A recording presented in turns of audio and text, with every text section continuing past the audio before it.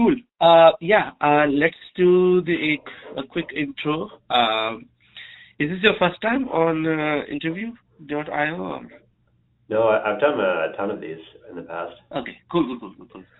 Okay, so like a quick intro. I am a L6 at Google. I have been doing these interviews in Google forever. Today we are doing a coding exercise, right? Mm-hmm. I wanted to see like what kind of roles are you applying for? Mm-hmm. I guess like maybe L4 programming. Yeah. Okay, sound good. Okay, so L4 they will heavily focus on leaning on coding more than system design. So you have to pretty much do kick-ass job at programming. Okay, so let's get started, I guess. These are typically 45 minutes interviews, and people do these with like 40 minutes for the main interview, and then 5 minutes for pleasantries, question answering, stuff like that. I think so.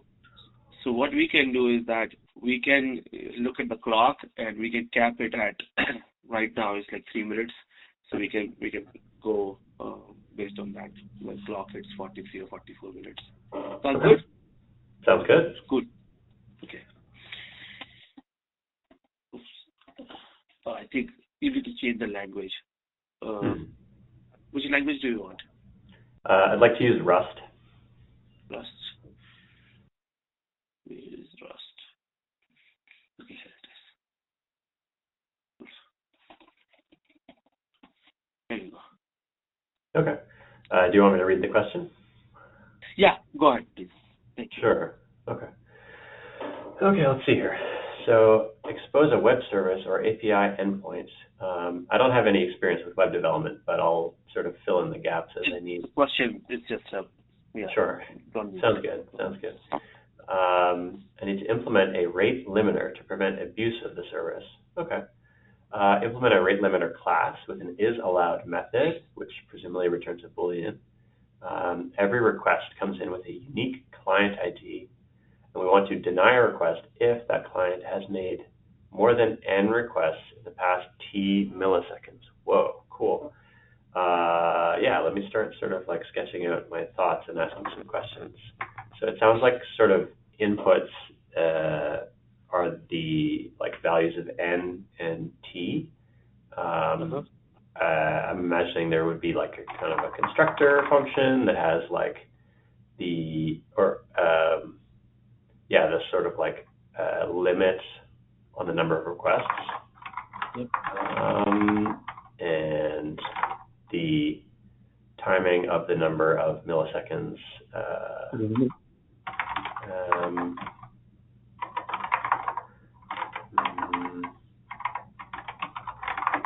Something like that. Am I correct in those assumptions, or should these be like sort of compile time constants that are actually fixed no matter what? No, this is good. This is good. Yeah. Okay, great. Rate limiter, and I'll fill in the body. Rate limiter, and this will return one of these objects, and we'll get to that in a sec. Okay. So right now we have this isAllowed method. So function isAllowed,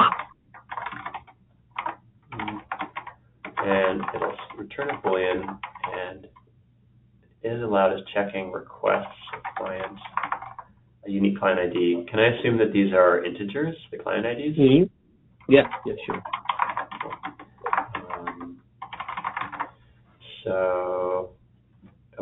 So this is kind of what I'm thinking about in terms of the API surface of this rate limiter class.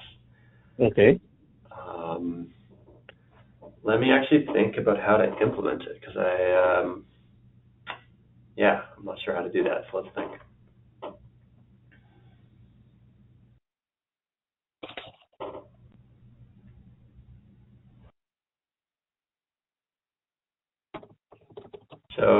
guess since the requests come in for a given client and this sort of criteria to ban or to deny is specific to a specific client, it seems like we really want to focus on solving the problem individually as like, how would you solve it if there was only one client? And then it probably is fairly simple to just do the same thing per client ID. So I'll restrict my attention now to ignore the fact that there's multiple clients.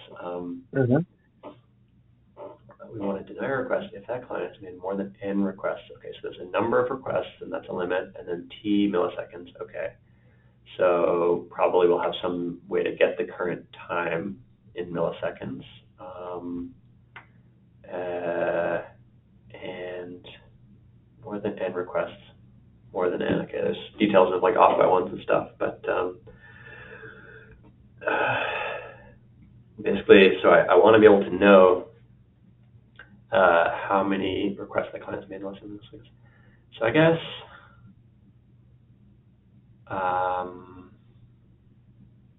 yeah,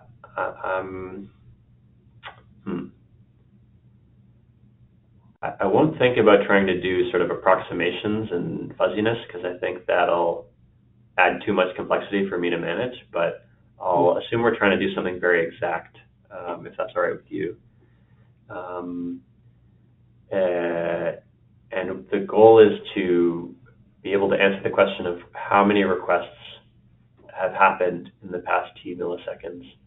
So probably what that could look like is I'll have a queue. Are you still there? It says you're disconnected. Yeah. No, I'm here. Okay, weird. Okay, sure. Yeah. So I'm thinking probably there will be a queue. Probably should write this down. Queue of requests, and it'll be like tagged. Each has a timestamp, and then to sort of, how do I say this? To check how many recent requests there are, I'll clean up the queue by popping until there's no stale requests, and then I'll check its length. Do you have a question? Yeah, I don't know. It's kind of showing me. Okay, now it's showing me. No, I saw that you were typing, but I couldn't see it. Okay, now I can see it. Weird. Okay. It's sort of pretty late. Yeah. Yeah. Okay. Hopefully we don't have any more problems, but definitely let me know if there are. Okay. Yeah. Gotcha. Okay. So yeah, this is kind of what I'm thinking. I feel pressured for time to like get it all down in code, but before I jump into writing code, do you have questions for me? No. So if I understood correctly, so you are keeping a queue for each of the requests, and then and then you're clearly this sounds good. And then how are you going to do this? Extend this idea for multiple clients? Yeah, I think one could just have a hash table of many queues. Okay, sounds good. Okay, and what's the time complexity and space complexity for this? That's a great question. So those sound like hard questions to answer because they're maybe amortized isn't the right word, but that's the one that's coming to mind. It feels like it's a subtle thing, but let me think about it. So we construct one of these rate limiter objects, and then it kind of feels like the worst case is maybe just one client, but anyway, so assuming there's one client, every question is like, wow, let me think about this. I mean, the sort of space complexity it grows with the number of requests, but it's capped by the number of requests in a short interval. So I don't know how to like quite describe that, but a worst case would be like O of n space complexity, if we're being very broad. And as far as time complexity, I want to say it's kind of like amortized O of 1 because every request involves pushing to the queue, and when you pop from the queue, you might do many during one operation, many pops that is, but the total number of pops overall is bounded by the number of requests that have come in. So you're not actually doing like more than linear work once you've averaged everything out, if that makes sense. Yep. Sounds good. Yep. I think looks good. You can go ahead and start implementation. Sure. Yeah, let's give it a try. So I said I would have a hash map from client ID to a queue of requests, which are timestamps. I'm not really sure what type of timestamp will be, but I'll make it up and I'll say it's a 64-bit integer. And that's the, let's see, recent requests, I'll call it, keyed by client ID.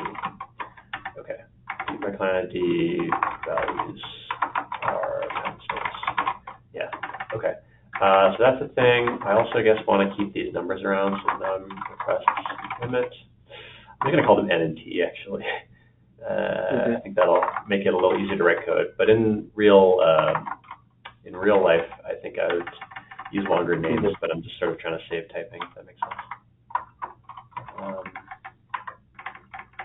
Okay, so there's N and T, and maybe that's all I need. So anyways, the constructor here would be pretty simple. It'd basically just be like you pass in N, requests limit, and you pass in T, recent interval. Cool. And so then the idea here, oh yeah, right, and we got to construct one of these.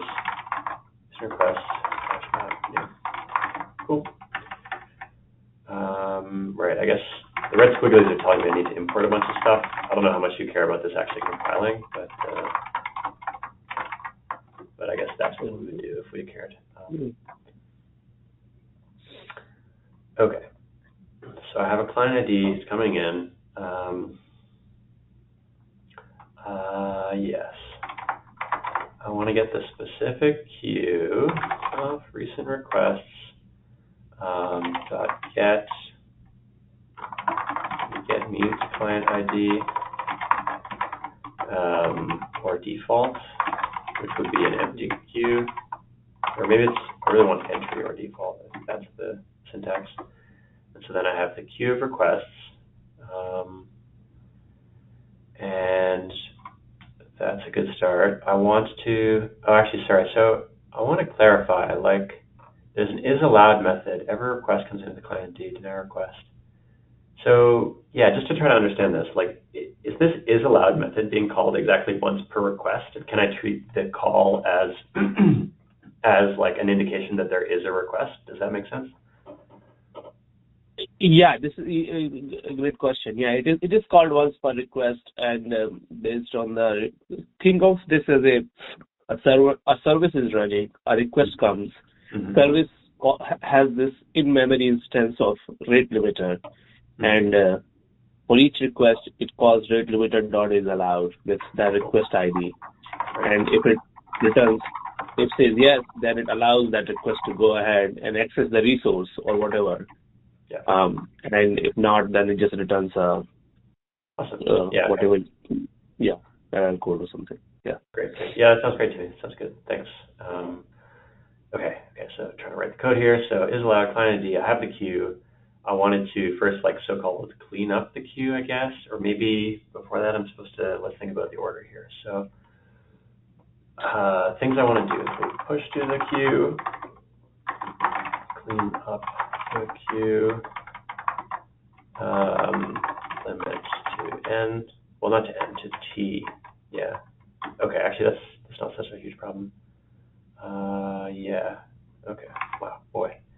So let me think about what order to do this in. So if I have like 5 requests that I've gotten, and the limit is 5, more than N. Did I request a client has been more than N requests in the past milliseconds? I mean, I guess, how do I say?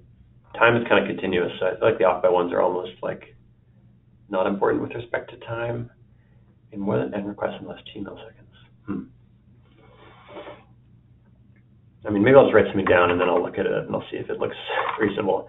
But the idea would be append the current timestamp. So let current time equals, and then we'd have some API call to get the current time. I'm going to kind of mock it out if that's okay, or like get time or something. Get time like produces the E64, let's say. So that would be a thing, and then I'd push current time to the back of the queue, and then I would say sort of like, how do I say this? Wow, okay, one second, how to write this. So queue dot peak front, I guess. Front. Yeah, well, I'm not sure how to write this, but I'll write it like this. So while timestamp equals queue dot front. If timestamp less than current time, sort of saturating sub self.time limit. Okay, wait, so this is the case where, so if I have current time minus this interval, which gives me the time in the past, if the timestamp is outside of that time, then yes, I'm continuing. And otherwise, I want to actually like sort of put it back, queued up, push front, TS, and break. And this is like really sort of wonky looking code probably, but this feels like it has the correct logic. So maybe I'll come back and clean it up if I have time at the end. So that's the basic idea there. And then the idea would be to say if there's more than n requests. So this is like qlen let deny equals qlen greater than n. Well, we can just invert this. So basically, if self n, I guess cast one of these to the side, and then we'll be fine. So yeah, so this is the general idea I have.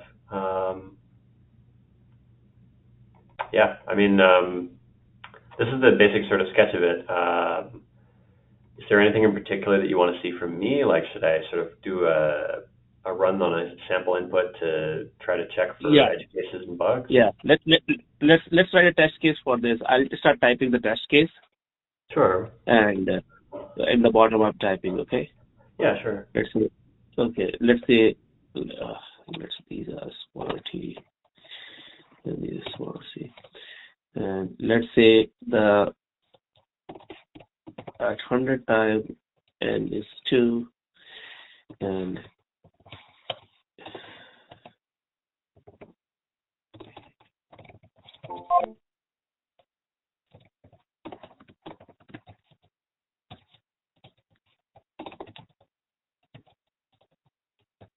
okay, yeah. Here's your test case. You can design it in whichever way. Sure. Okay, let me take a look. I guess I'll first try to decide what I think the answer should be for all this. So yeah, maybe you could type it up next to it, next to the line. Sure, that sounds great. So n equals 2, which is, remind me, n is the number. Okay, the number of requests, and you have to make. You can't surpass that in an interval of t milliseconds, okay? And t is 100, okay? There's definitely going to be some subtle off by ones, but let's see. So 100 milliseconds, in the past 100 milliseconds. This is kind of a meta question, but like, how much do you care about off by ones in terms of timestamps? Like a number of milliseconds, like is that important? Yeah, no, it's just not, I mean, it's a number of milliseconds, I mean, just the absolute time. And off by one, I don't care. Greater than equal, I guess you are trying to say. Is that what you're referring to? Yeah, and I'm talking about timestamps, not number of requests. But like, that's basically my question is like, if there's like a difference of plus minus 1 in the number of milliseconds that... That's okay. Yeah, so it's as long as you are, consistent about it, that you want to deny at 99 or 100, I'm okay with that. As long as you're consistent that you always deny at 99 or always deny at 100. I see. Okay. Sure. Because I guess like what I would be thinking about sort of in real code is that it's probably unlikely to matter because it's like 1 millisecond, and it's one of these things where like rounding errors, like you could spend a lot of time thinking about them, but I think you wouldn't make your code that much more useful if you did.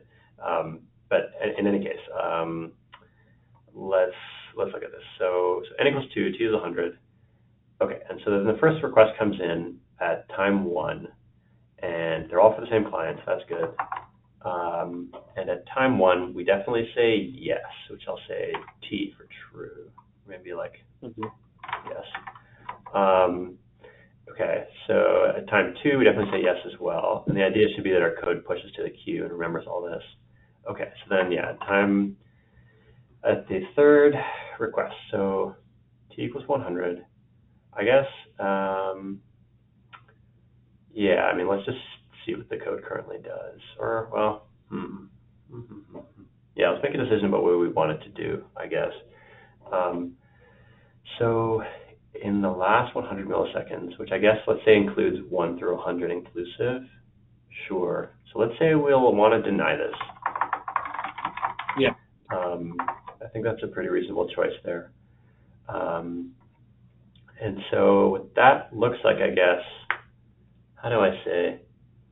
One question I actually didn't think to ask would be like a denied request. Should that count towards the quota, the limit, or not? No, it should not count to because you denied it. Yeah. Okay, that sounds good. So I'll make sure the code actually does that, but I wasn't really thinking hard about that before now. So maybe I'll just skim the code now. So I see. Fascinating. Okay.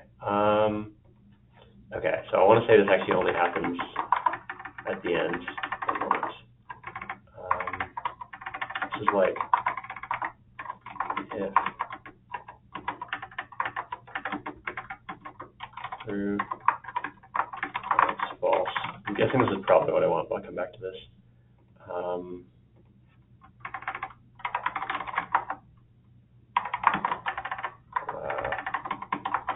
Okay. Let me come back in a moment. So back to the example.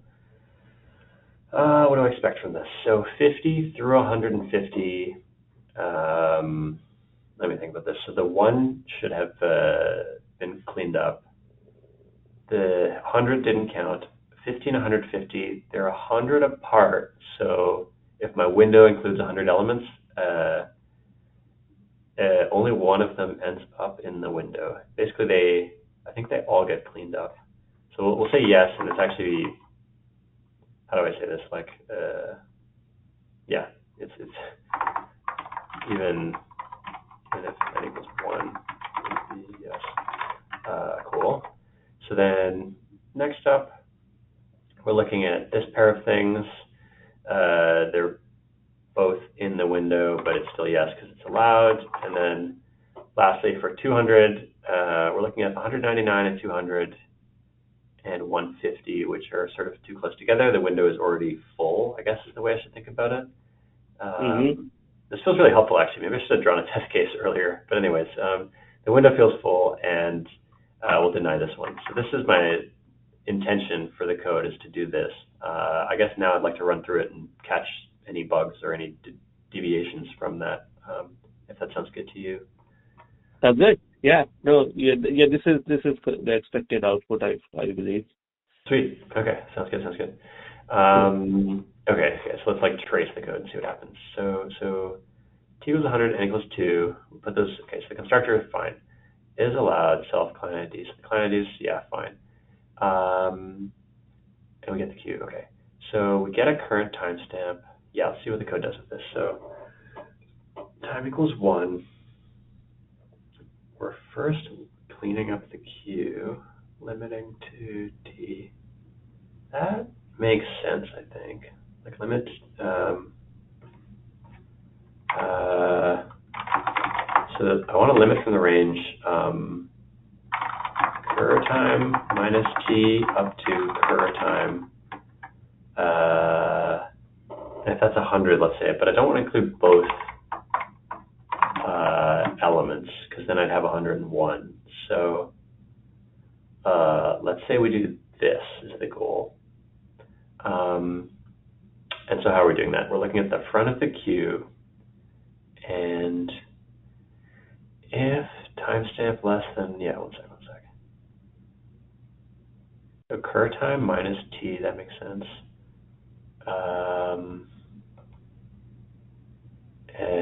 Compared to timestamp, boy. Okay. If timestamp, okay, so I think really this should be like, well, let's think about this. If less than, then you keep popping. If it's greater than or equal, maybe I'll write this the other way. Yeah, I'm definitely going to invert this condition. So greater than or equal, I want to do this stuff, otherwise I continue. That looks cleaner. If the timestamp is, but now actually I want this to be greater. So that's I think what I want. So if the timestamp is greater than, and I think this works even with edge cases, like when t equals, when the current time is 1 and we subtract 100, we'll get 0. And so timestamps that are equal to 0. No, there's actually edge cases. So annoying. It would make my life easier if these were signed integers.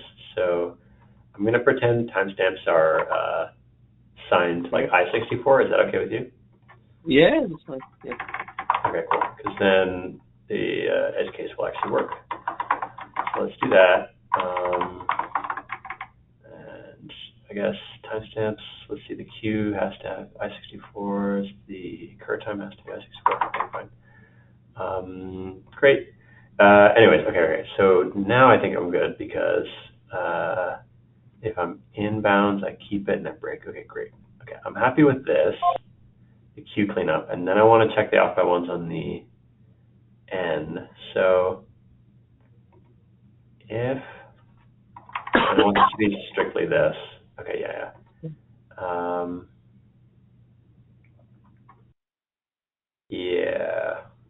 so not the most obvious code, but like, how do I say this? QN. I mean, how do I say this? I think the code is reasonable. I'm trying to think if I can write it in a slightly cleaner way, but the general idea here I think is good. So let me trace through the full example. So with time 1, we'll push to the queue, and then we'll say the queue length is 1, but n is 2. So, or excuse me, the queue length, I'm sorry, so we haven't pushed it yet. We'll push it after. No, I'm good. Good, yeah. Okay. So 150. I mean, how do I say this? I feel fairly confident in the code. Okay. Is there anything else you want to see from me? Like, do you want to see an example sort of traced in more detail, or is there sort of like...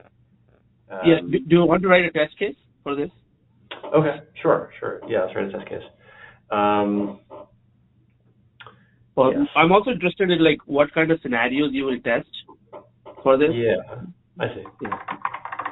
Okay, great questions. I think there's some edge cases that I'm probably not handling of like t and n being weird numbers. So like, let's say, I think it makes sense for t to be only positive. Let's think about that. So past t milliseconds. Yeah, an interval of 0 would mean denying every request, which I think is pretty wonky.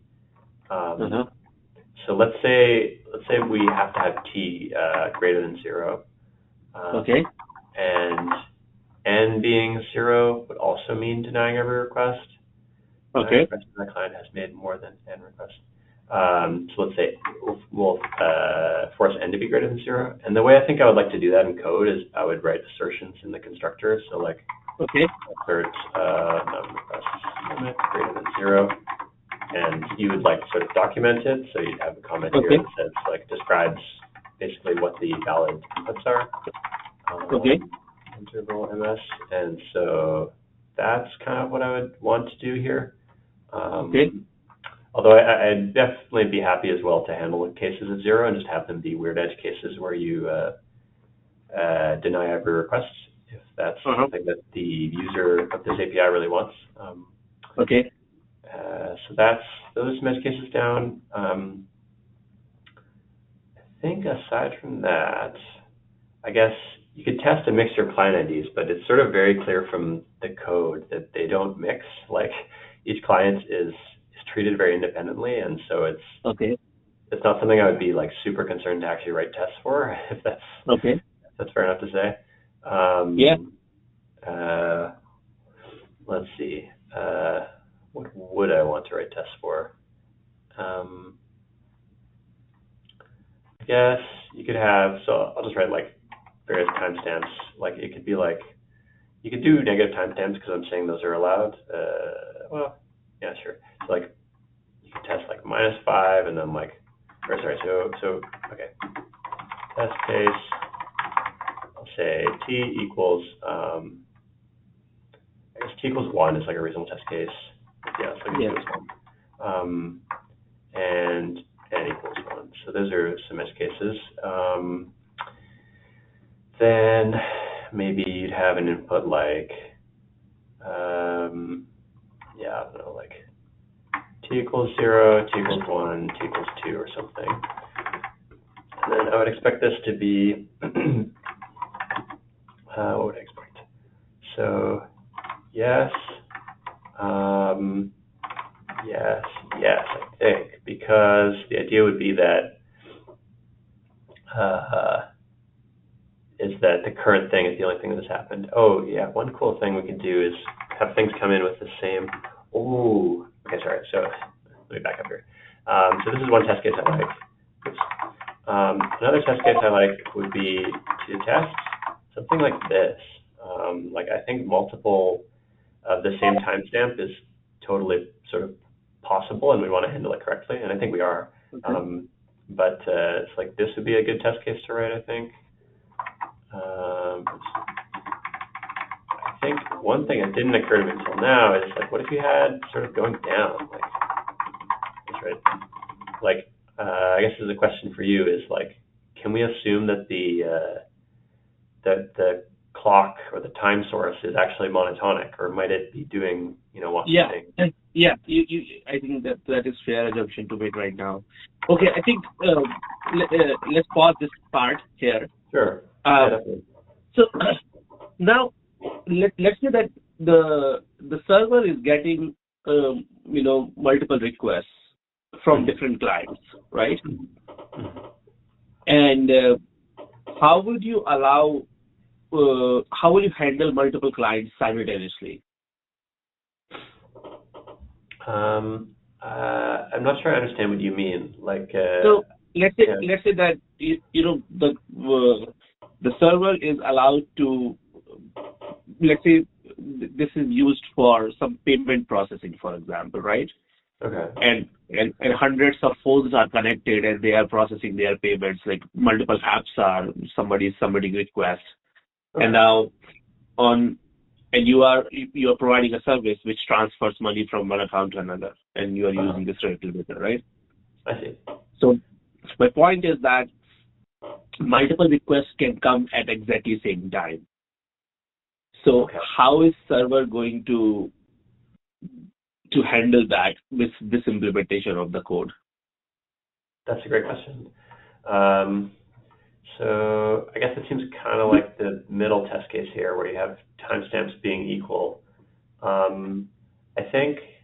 Oh, maybe I think I see what you're getting at. So the API as written, it's actually kind of fun because in Rust the compiler statically, well, how do I say this? At compile time, data races are prevented. So it's impossible to write code that has unsynchronized accesses to data. So sort of like the first thing that'll happen is if you try to write code where you're concurrently accessing an unsynchronized data structure, you'll get a compile time error, which I think is really cool. I think Rust is great, and that's one thing that's great about it.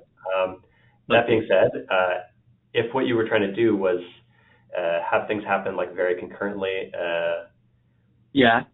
then you to fix that compiler error would probably add locks. Specifically, I'm imagining adding like a mutex around the rate limiter object, such that the because the sort of is allowed method doesn't take super long to run, and like Got it. I guess I can think hard if it was a really, really, really high throughput thing, like maybe you'd have to do some deep thinking about data structure design. But for this sort of simple case, you just want to add a lock, so the Okay. is allowed method gets sort of called. How do I say this? Accesses get sequentially ordered, and Yeah. only one mutation happens at a time. If that makes sense. Yeah. Can we improve this a little bit, because that means that this class becomes strictly serial, right? Right.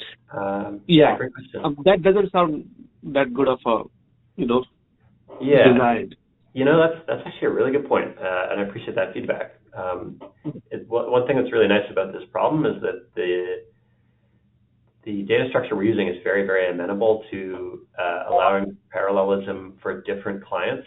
So if different people are accessing the recent requests, then you could concurrently compute the is allowed for different client IDs simultaneously. So I guess what that would actually look like in code, if you like, is you'd add a mutex to each of these.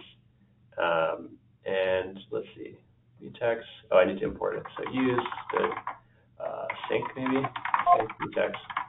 So you'd add mutex to each of these, and then this recent requests, entry client ID or default lock.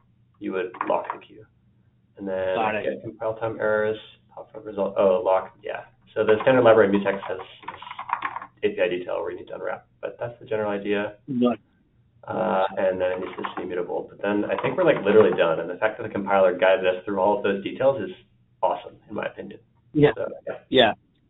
Perfect. Yeah. No, this is what I was going for. That you probably need a client level access, right? Yeah. Rather than okay. Now let's say that the system is right now we are imposing per client limits, right? Mm-hmm. Now I want to extend that limit to our entire system. That what RateLimiter is trying to do is that it is trying to protect a resource which has certain constraints that how many people can access it eventually, right? That's why we have this RateLimiter. Mm-hmm. So let's say that entire system has a new limit called M that doesn't matter how many clients are there, not more than these many active requests can access it. M. That's much bigger than the N per client request. So M much greater than N, and we just want to impose that limit. How would you tweak your code to do that? That's a great question. Is that are we still assuming there is the N as in Nancy limit as well, or yes. are we? Yes. Yes. Okay.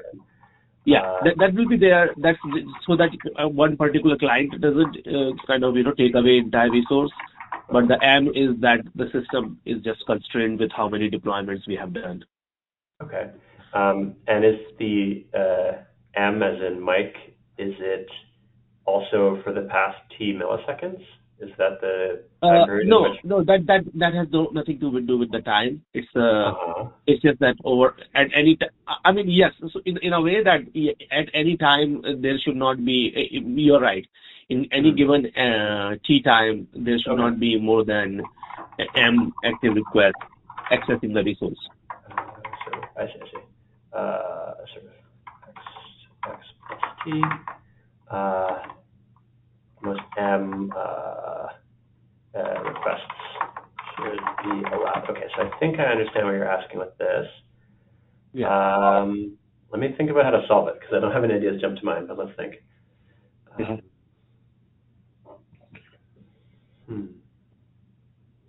Wow, so it's a large number. Yeah. Interesting.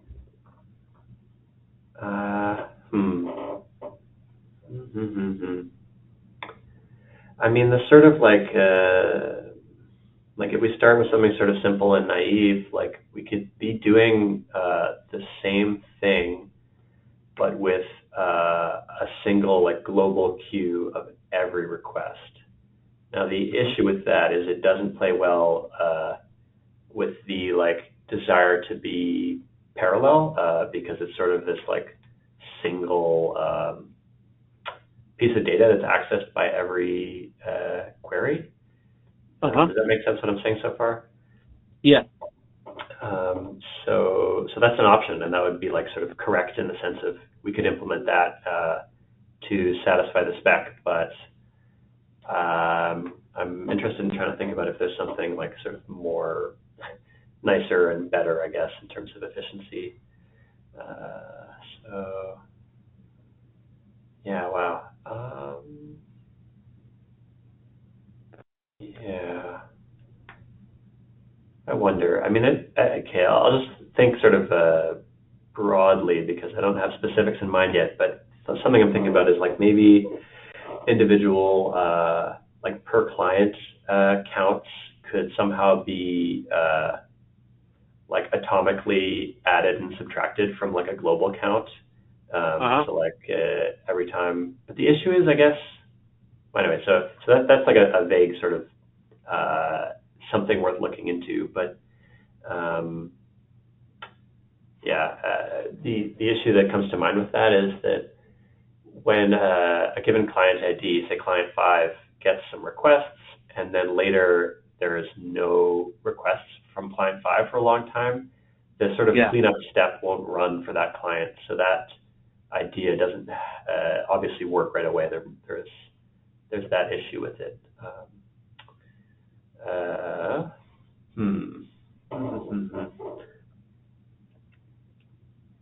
Yeah, I mean, yeah, I'm gonna be honest. Nothing is really jumping to mind, but it seems like an interesting and challenging problem to try to solve. Yeah. Do you want me to keep sort of? No, that's okay. That's okay. Okay. No, sure. that's okay. Sure. I had a you don't have to implement this. Another follow up I just wanted to hear your thoughts on is what kind of error handling you will do on the client side. So this is more server side thinking happening, right? So what kind of errors you will throw at client, and how do you what kind of handling you will do on client side if let's say that you get a rate limiting? Cool, great question. Okay, so the first idea that pops into my head just from pattern matching on things I've heard about would be some sort of exponential backup so you don't overwhelm the system. I guess rewinding a bit, it's how do I say this? Probably the client still wants to perform their operation, although I guess it depends. So the client side logic maybe has to express intent about what it wants, but different possibilities are to give up because it was something that was only useful if it was going to happen right away. Maybe you're trading stocks and you're oh, now's a good time to buy the stock. You wouldn't want to auto retry that because maybe the stock price had changed. That would be a sample of that. Yeah. But if you do want to retry it, then great, except you don't want to just spam retries because it's sort of wasteful. So what would you do? I mean, you could pick an initial interval to wait that long before retrying, and I'm trying to think how to pick a good number for that. Maybe it relates to T somehow. Go ahead. Yeah. Yeah, exponential backup will have a time. Okay. There will be a parameter, right? How much to back off, back off. So, sure. Okay. And the very last question is, what kind of errors can you expect to come out of this class? So that client, do you think that client will have different handling for different types of cases, or what kind of things you will back off at, with what kind of things you will give up at? So can you repeat? Are you talking about the different, something more than a Boolean that the is allowed might return? If it's giving the client more information than just deny allow? Is that what you're suggesting, or something else? Yeah, I mean, Boolean is when things are great. But let's say that code is poorly written and it still cause exceptions. Let's say you go out of memory or whatever.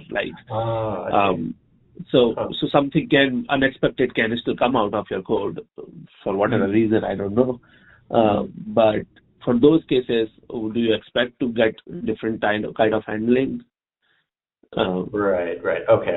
I think I can think of some examples. Like, I guess if the server running the rate limiter has crashed entirely, like the client won't get a response. Like, it'll be like you won't get a true, you won't get a false, you just won't get anything. Like, that's maybe an example of the kind of thing that could go wrong.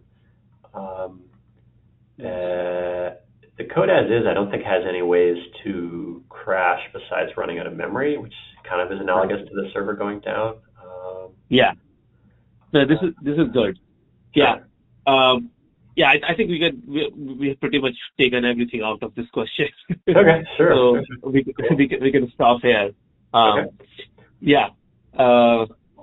So do you want to discuss a quick feedback before I let you go, or you would rather prefer a written feedback? I think verbal feedback would be great if you don't mind. Okay, sounds good. No, yeah. So let me. Yeah, you did. Of course, I think you probably feel it. You did extremely well on this question. Oh, thank you. Yeah, pretty much. I think so far, I don't know. But probably the best performance I have seen in a long time. Thank you very much. So, okay, cool. Yeah. So, and I have asked this question like 100 times. So, so I'm very happy that you were able to reach all the parts of the question. Typically, most people struggle in the first itself. Then some who complete, they can't get to the test cases. Those who get to the test cases cannot go to the threat safety, and then the exception handling, and the multi-threading, and then client-side handling and stuff like that. It's a good discussion, which kind of makes you get lots of signals, whether you are, just the algorithm person. Your code is also very clean, and I think a little bit of Rust is helping you with the singleton and the thread safety, which kind of came out as a plus. Other languages have, sometimes it changes language to language. Somebody wrote code in JavaScript yesterday, and then like, oh gosh, this is not going to be thread safe. So yeah. Only one feedback, to be honest. I would say I'm really nitpicking here. You would definitely would have got a strong higher, at least higher. Google has like strong higher, leading no higher, and then no higher. These are the 5 grades. And I think everybody will give you a higher. I would have given you a strong higher, which is the highest rating they give. Yeah, and only thing I would have done is that doing a little bit test case discussion upfront. That would kind of shape the code a little bit better. But when I gave you that code, you kind of thought about a few things. Oh yeah, this should I handle it in the beginning, and then that's the only part. But as soon as I gave you a test case, you were able to fix it yourself. So yeah, I think great job. Really, to be honest, I don't have much feedback. This is the first time I don't have much feedback because you did extremely well.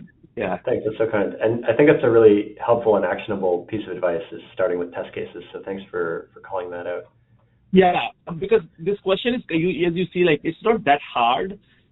Only thing is that this tests heavily on the programming rather than algorithms. Some people do struggle with algorithm itself, but it's not really that tricky in terms of getting it right. But people do write that clean code. So that's the one question I'm trying to leading out here, and you do so that you can write clean code. Your variable namings are pretty good. You do comment. That's also another good one. Yeah, I think if you have to kind of go extra mile, you can actually write the test case. Like how you will actually write the test case. So that's another extra mile you can go if you want to. Yeah, Google typically doesn't compile the test cases, but if you are trying other places as well, they might expect you to run the code. So, yeah. Gotcha. Okay. Yeah, that makes sense. Cool. Yeah, I'm trying to think if I have any other questions. Is there? Well, so I should give you a little bit of background about me, I guess. I actually was working at Google for 8 months out of university, and I got laid off. I did pass an interview loop once before, although I think it was a very different hiring market at the time. Sorry about that. Oh, no worries. No, it's all good. Yeah. So, right, and I expect I'll probably actually be mostly considered for L3 roles, given I only have 8 months of full-time experience. But it felt like the L4 interview was like a really good practice, I guess. It felt something new and very helpful. Do you have any like resources to prepare for questions with this sort of like style? I think you are pretty good at coding, and to be honest, I didn't realize that you would. I would feel sad that if you are kind of your maturity in terms of code shows that you are ready for L4. But I don't know how good you are at system design. And system design is probably one thing they might lead a little bit more for L4 signals. In terms of code, it is hard to get signals between L3 and L4s, basically. Some strong L3s do as well as L4s into code. Even at L5, really code is not that great way of getting a strong signal. But if you do, because you will have GNL, right, Google Lesson Leadership, and you will have system design, I would really focus on those two. So the maturity, I think you are definitely ready for the code. Just there you might see the questions, especially in GNL. If they ask you stuff like, how would you do something? So a maturity of a leader. That's where L3 is that given a work they can complete it independently. L4 is that they can think about the solution by themselves as well. So L3 is given the solution altogether. They were told like, here you will do it, and they are supposed to just do it. That's what L3 rubric is. And L4 is that you are given a problem that, hey, can you implement a rate limiter for this? That's it. And then you come up with the entire idea of like how to do it. You will write a small doc around it. And so the maturity of a 4. 5 will actually think at a project level. 6 will think at multiple project level. So you at least need to show that given a problem, without any hints toward, you can independently do the research, you can come up with a plan, a design, and you can implement it. So that's the expectation. So when you answer that question or these questions in GNL, make sure you keep in mind that you have to show the maturity. Always do not confine yourself to answering in a way that yourself think a little more broadly. That how will this thing go? That's the only thing they will be looking for, these signals to say whether you are ready for 4 or not. With code or even a system design, it's hard to say whether this person is ready or not. And a lot of people just think that GNL as a binary, that let me just pass it. I mean, you will pass it if you just answer right way. If you don't be jerk and you just answer it nicely, you will probably pass it. But the thing is, like, if you show more maturity, you might get a strong labeling kind of idea, and people might write that, hey, see, I talked to this guy. This guy is like really mature, and that's the maturity we just want. They are looking for a really mature person between 3 and 4. So that's the only tip I can give you.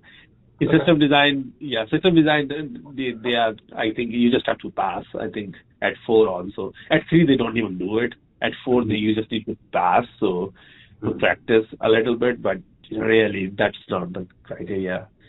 Coding is at 5 design. You have coding becomes binary, and design becomes the criteria to hire. At 4, coding is the main signal, and system design is a little bit more lightweight. Yeah. Okay. That's really cool. That's super helpful to know. Thanks. Okay. Cool. Yeah. Thank you. Thank you for taking time. And no, thank you. Yeah, this was a lot of fun. Thanks again. Yep. Thank you. All right. Bye. Take care. Bye-bye. Bye.